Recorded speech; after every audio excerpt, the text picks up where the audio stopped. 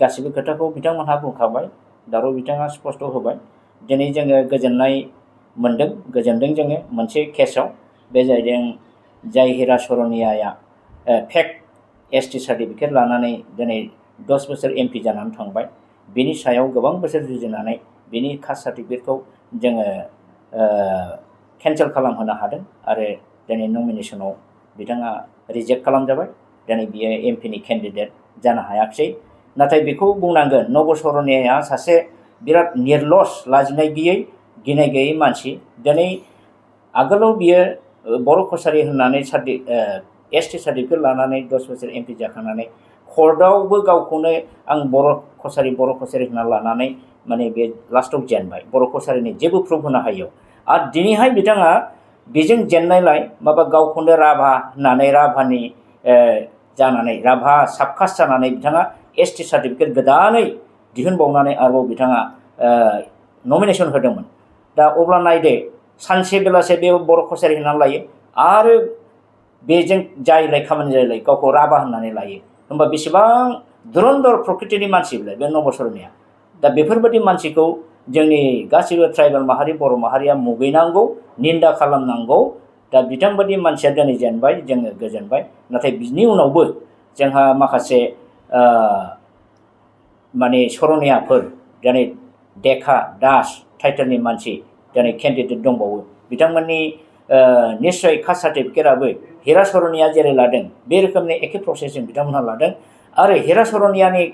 caste सार्टिफिकेटआ ST सार्टिफिकेटआ जेरै cancel जादों एखे प्रसेसजों जों आवगायलांगोन जों जुजिबाय थागोन जाहाथे बेबादि फेक सार्टिफिकेटजों जोंनि ट्राइबेलनि मानसि जोंनि ट्राइबेलनि खथाखौ जाहाथे सेनो हाया बेनि थाखाय जों गासिबो रायजो राजा साखाफारा जानांगोन आरो जोंखौ बयबो जाहाथे मदद होयो आं बेखौ दिनै बे प्रेस मिटनि गेजेरजों खावलायगोन दा बेजों लोगोसे आङो मोनसे खोथाखौ सरजाबफानो लुबैदों दा जोंनि गोबां इन्टेलेक्सुयेल दं जोंहा बर' समाजाव गोबां लिडार दङ नाथाय बे नब सरनियानि केस दिनै पृथिबि नारायण देबनि केस बा नैबे घनश्याम दासमोननि केस दा बिसोर जे एसटि लानानै एसटिनि माने सुबिदाखौ लानो थांगासिनो दं बिनि सायाव रावबो दिनैसिमबो जेबो गोब्रा काउन्टार खोथा बुङाखै बे मोनसे दुखु खालामनो गोनां दा बेबादियावनो गुबुन हारिया जोंनि एसटिनि सार्थ एसटिनि इन्टारेस्टखौ बिसोरो सिखाव भाबै माने लाखोमानानै सोलिनो नागिरगासिनो दं दा बे बेलायाव जों नुनो मोनदों जोंनि माने गोबां इन्टेलेक्सुयेलफ्रा जेबो माने मात होआ काउन्टार माने बिथांमोनहा प्रटेस्ट खालामा दा बे जोबोद दुखु गोनां दा जों जा एसे संगठन दल संगठन ज' जानानै जों जुजिदों आङो आसा खालामो जोंनि बे दल संगठना एखेबारे निस्वार्थ भाबै जोङो खौसेयै इयुनाव जाथिनि बेबायदि सुथुरफोरनि एगेन्स्टै जोङो जुजिलांनांगोन बेवहायनो आं मोनसे खोथाखौ हानहरबावनो नागिरदों दिनै जोंहा रिसेन्टलि क्लास 10नि जे मेट्रिक रिजाल्ट HSLC जेनाखि एग्जाम बे एग्जामनि रिजाल्ट ओंखारदों बे ओंखारनायाव दिनै चिरां जिल्लाया हाइस्ट पार्सेन्टेज पास जानाय जोङो नुनो मोनदों दा बिटिसिनि एलेकानि रिजाल्टआ अलमस्ट मोजां नाथाय बे मोजां रिजाल्ट जानायखौ पार्सेन्टेज गोजौआव दावखोनो हानायखौ लानानै जोङो नुनो मोनदों माखासे निउज पर्टेलनि एंकरफ्रा बे क्रेडिटखौ दानि बिटिआर सरकार UPPL सरकार बा बिथां चिफ एक्जिकिउटिभ मेम्बार प्रमद बर'नि नामखौ लानायखौ जों नुनो मोनदों बिथांमोननि प्रमद बर'नि दैदेननायाव दिनै एडुकेसना जौगाखांदों होननायखौ बिथांमोनहा क्रेडिट होनानै होदों एंकरफ्रा नाथाय बे एंकरनि खोथाखौ आङो बुंनो सानदों बिथांमोननि बे एसेसमेन्टआ गोरोन्थि जादों दिनै बिथांमोना रुजुदों जे इमानुएल बसुमतारियाबो बिनि दिनावबो बिदि पार्सेन्टेज जायाखै 50-60 जादों आरो बेनिफ्राय डेपुटि चिफ बै समनि खाम्फा बरगयारि बिथाङा एडुकेसन EM जादों बे समावबो बेबादिनो जादों 50-60 जादों नाथाय दिनै प्रमद बर' सारा माने एडुकेसननि इनचार्ज EM हिसाबै बिथांनि दिनाव माने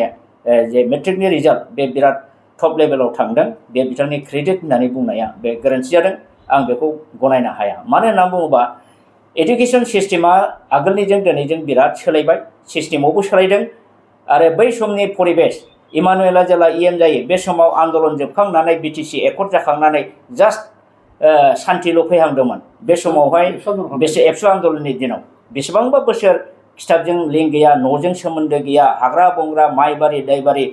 माने थाखोमानानै सोलिबोनाय समनिफ्राय फैनाय दा गतिके बे समाव बोरै पार्सेन्टेजआ मोजां जानो बेखौ बयबो साननो हायो बै आन्दलनफोरखौ दिनै गोसोखांहरनांगोन न' बां गारनानै बेसेबां हाग्राबारियाव माइबारियाव उन्दुबोदों दिनै बेबादियाव बोरै पार्सेन्टेज इमाननि दिनाव बोरै जानो दिनै बिनि नेक्स्टआव जेन'बा खाम्फा बरगयारि बिथाङा जादों बिनि समावबो माने इसेबां माने माबा जाजोबाखै आरो बे समाव एबसुखौ लानानै सेंग्रा सिख्ला उन्दै उन्दै स्टुडेन्टफोरखौ उन्दै उन्दै हाइ स्कुल एम इ स्कुलाव फरायनाय गथ'फोरखौ प्रमद बर' बिथाङा निजेनो लैहोर लैहोर खालि प्रग्राम हख्राव होबाय थादों लामा जथेदों होननानै मा होनो रेलगारि जथेदों जों नेसनेल हाइवे जथेदों नामाव आन्दलन खालामदों नमिनेल नाम मात्र आन्दलन बिथाङा खालामदों बे समाव फरायसाफोरखौ बिसोरो सुख मथ' फरायहोनो हायाखैमोन हाग्रामानि दिनावबो अब्ला रिजाल्टआ बोरै मोजां जानो बिनि बादैबो दिनै एडुकेसननि एग्जामिनेसननि जे सिस्टेम बहुत सोलायबाय 50%आ दा OMR सिटआव जायो येस एन्ड नो बा नों कारेक्ट नाम्बारखौल' थिक होनाय बेथ' इजि सिस्टेम आरो इन्टारनेल एसेसमेन्ट जायो इन्टारनेल एसेसमेन्टआव मार्कफोरा मोजां फैयो आरो बेनिफ्राय 50%ल' मेइन परिखाया जायो दा बे हिसाबै दानि पास जानायनि जेनाखि सुबिदा बे सुबिदाया साबसिन गोरलैसिन आरो बेजों लोगोसे सर्व शिक्षा अभियान मिशन एबा समग्र शिक्षा अभियान मिशना दिनै आसाम सरकारनि हेफाजाबै गुणोत्सव सालायो गुणोत्सव सालायनानै दिनै पेरेन्ट टिचारनि गेजेराव कमिउनिटि पार्टिसिपेसन जे स्कुल एसएमसिफ्राबो बिराद रल लानांगौ आरो स्कुलखौ मोजाङै नायनांगौ बेंनांगौ होननानै बिथांमोनखौ गोबां एवारनेस होनाय जाबाय गुणोत्सवनि दारै रायजो राजाखौ बिमा बिफाखौ स्कुलजों फोरोंगिरिफोरजों बिराद मोनसे परिबेस खालामनानै होबाय बेनि जाउनाव दिनैहाय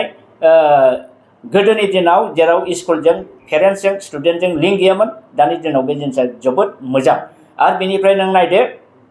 दानि दिनाव बे जेनाखि एडुकेसननि सर्व शिक्षा अभियान मिशन एबा समग्र शिक्षा अभियान मिशननि दिनाव दिनै शिक्षा सेतु बानायदों शिक्षा सेतुनि दारै गासिबो टिचारफोरनि बा स्टाफनि एटेन्डेन्सआ माने 8:30 बे जिनिसा एटेन्डेन्सखौ बिसोरो अनलाइनै शिक्षा सेतुआव आपल'ड खालामनांगौ दा बिनि जाउनावहाय गासिबो फोरोंगिरि गासिबो स्टाफआ दिनै माने सांग्रां जानो बाध्य जादों रेगुलार एटेन्डेन्स होनो बाध्य जादों गासिबो मास्टारा रेगुलार जानायनि जाउनाव रेगुलार क्लास लादों गथ'फ्रा जेरैबायदि सोलोंथाइ मोननांगौ बेखौ मोननो हादों दिनै जुदि समग्र शिक्षा अभियाना बेखौ लायामोनब्ला मालाबाबो टिचारा हयथ' एसेबां रेगुलार जानाय नङामोन दा बे हिसाबै आरो बेफोर खामानिखौ मावफुंदों दानि जोंनि जेन'बा स्कुल इन्सपेक्टरफोर डिस्ट्रिक्ट एलिमेन्टारि एडुकेसन अफिसारफोर ब्लक एलिमेन्टारि एडुकेसन अफिसारफोर बिथांनि आन्दाराव मावनाय सर्व शिक्षानि गोबां रोखोमनि अफिसारफोर CRCCफोर बिथांमोनहा स्कुल सुपारभिजन मनिटरिं खामानिखौ जोबोद मोजाङै मावफुंदों आरो फोरोंगिरिफोरखौ गाइड खालामदों टिचार ट्रेनिं होदों बेफोरनि जाउनाव दिनै एलिमेन्टारिनिफ्राय LP ME आरो सेकेन्डारि सेक्सनाव हाई स्कुल सेक्सन जेरावबो टिचारफोरखौ एलार्ट खालामनाय जादों पेरेन्टसफोरखौ एलार्ट खालामनाय जादों जायनि फलाव शिक्षा सिस्टेमा दिनै बहुद डेभेलप परिबेसाबो डेभेलप आरो बे हिसाबै डेभेलपमेन्टआ फैदों नाथाय आं बेखौ बुंगोन शिक्षा सेतुखौ प्रमद बर'आथ' खालामाखै बे माने जोंनि समग्र शिक्षानि बा आसाम गभर्नमेन्टनि बे मोनसे दिनै गुणोत्सवखौथ' प्रमद बर'आ खालामाखै बेखौ आसाम गभर्नमेन्टनि बुंनो थाङोब्ला चिफ मिनिस्टार हिमन्त बिश्व शर्मायानो गुणोत्सव सिस्टेमखौ लाबोदों बे गुणोत्सवनि दारै एडुकेसन सिस्टेमा बहुत डेभेलप जादों आरो गुणोत्सवआव जाय A+ मोनदों बिथांमोननो 25,000 एककालीन माने दान होनाय जादों बे 25,000खौ मोननो थाखाय बहुत मास्टारा गावबागाव स्कुलखौ माने बेनि माने मा होनो मेन्टेनेन्सखौ स्कुल सालायनायखौ परिचालनाखौ बहुत माने डेभेलप खालामदों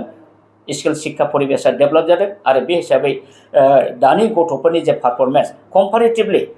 मोनसेया जाहैदों परिखानि एग्जामिनेसन सिस्टेम सोलायनाय प्लास मोनसेया जाहैदों गुणोत्सवनि दारै पाब्लिकफोरखौ एवारनेस खालामनाय स्कुलनि प्रति माने नायनाय बेंनाय खामानिखौ जौगाहोनायनि थाखाय जोंनि दानि एकाडेमिक जेनाखि एटमस्फियार बे बहुत हाई लेभेलाव दा फैगासिनो दं आरो बे हिसाबै रिजाल्टआबो बे रोखोमै दा दिनै साबसिननिफ्राय साबसिन जाबोगासिनो दं दा बेवहाय बिथां प्रमद बर'खौ आगोल इमानुवेलजों खाम्फा बरगयारि बिथांजों रुजुनानै दिनै प्रमद बर' EM जानायखाय साबसिन जादों होननाया बाहाय जेबो जुक्ति गैया बियो माने बिथां प्रमद बर'खौ बाख्नायनानै पाब्लिकनि लेभेलाव मोनसे नाम खामायनानै होनायनि बादै जेबो जायाखै होननानै आं बुंदों एंकर बिथांमोनहा बांद्राय बेबादि गोथौयै एनालाइसिस खालामालासिनो जे मा खारनाव दिनै परिखानि रिजाल्टआ मोजां जादों बेखौ बिजिरनानै नायालासिनो बिथांमोनहा बुंनाया थि जायाखै आंनि मथेबा बे बेलायाव जोंनि गभर्नमेन्ट अफिसार एडुकेसननि जेनाखि इन्सपेक्टर सारमोन दङ